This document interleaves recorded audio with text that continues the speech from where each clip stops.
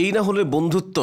বন্ধু তামিমের দুর্দিনে হাজার মাইল দূর থেকেও পাশে দাঁড়িয়েছেন সাকিব। তামিমের জন্য আপনার দোয়াই হবে আমার জন্মদিনের সেরা উপহার, এভাবেই তিনি তামিমের জন্য প্রার্থনার আবেদন জানিয়েছেন।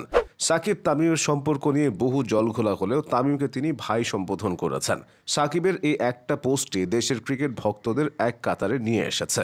2025 বিপিএল জেতার পর তামিম বলেছিলেন, আজ থেকে কোনো সাকিবিয়ান নেই, তামিমিয়ান নেই, শুধু একটা জিনিস আছে, সেটা হলো বাংলাদেশ।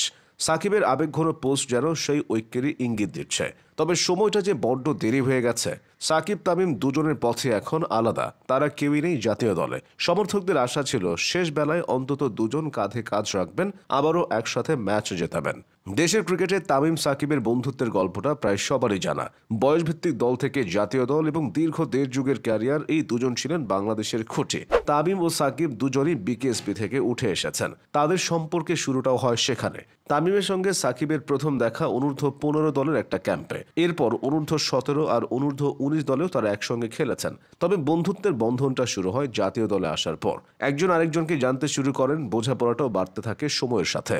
2006 সাল থেকে বেশিরভাগ সময় তারা একসঙ্গে কাটাতেন। বাইরে খেতে গেলে এবং কোথাও ঘুরতে গেলেও থাকতেন একসঙ্গে। এমনকি আগে তাদের বাসা ছিল একই বিল্ডিংয়ে। বন্ধুত্ব হতে গেলে অনেক ক্ষেত্রে স্বভাব বা আচার আচরণের মিল থাকতে হয়। কিন্তু সাকিব তামিমের মধ্যে চারিত্রিক বৈশিষ্ট্যের অনেক পার্থক্য ছিল। একমাত্র মিল হলো দুজনই খুব জেদে। 2010 থেকে 2012 সাল পর্যন্ত প্রথম আলোতে নিয়মিত কলাম লিখতেন সাকিব। কলামের বিষয় আগে থেকে ঠিক করে দেওয়া হতো। শুধু একটি কলাম সাকিব নিজ থেকে লিখতে চেয়েছিলেন। সেই কলামের বিষয় ছিলেন তামিম ইকবাল। সাকিবের সেই লেখায় উঠে এসেছিল তাদের বন্ধুত্বের নানা খুনসুটি। আগে টুকটাক ঝামেলা হলেও তারা একজন এগিয়ে এসে সেটা মিটমাট করে ফেলতেন। একবার ঝামেলা হওয়ার পর বেশ কিছুদিন কথা বন্ধ ছিল। 2009 সালে শ্রীলঙ্কার বিপক্ষে 92 রানের অতিমানবীয় এক ইনিংসে ম্যাচ জিতিয়েছিলেন সাকিব। ম্যাচ শেষে তামিমকে জড়িয়ে তিনি সেদিন কেঁদেছিলেন। তখন থেকে আবার সবকিছু আগের মতো হয়ে গিয়েছিল। এরপর সাকিব তামিম যতবার কাঁধে কাঁধ মিলিয়েছেন, বাংলাদেশ ক্রিকেট ততবার হেসেছে। 2007 ওয়ানডে বিশ্বকাপে ভারতের বিপক্ষে জয় দিয়ে শুরু। পরবর্তীতে শক্তিশালী অস্ট্রেলিয়া থেকে প্রতাপশালী ইংল্যান্ড কিংবা ঘরের সিংহ শ্রীলঙ্কাকে হারাতে তারা সমানে সমান পারফর্ম করেছেন। সাদা পোশাকের মতো রঙিন পোশাকেও সাকিব তামিম জুটি বাংলাদেশকে অনেকবার সুখের সাগরে ভাসিয়েছেন।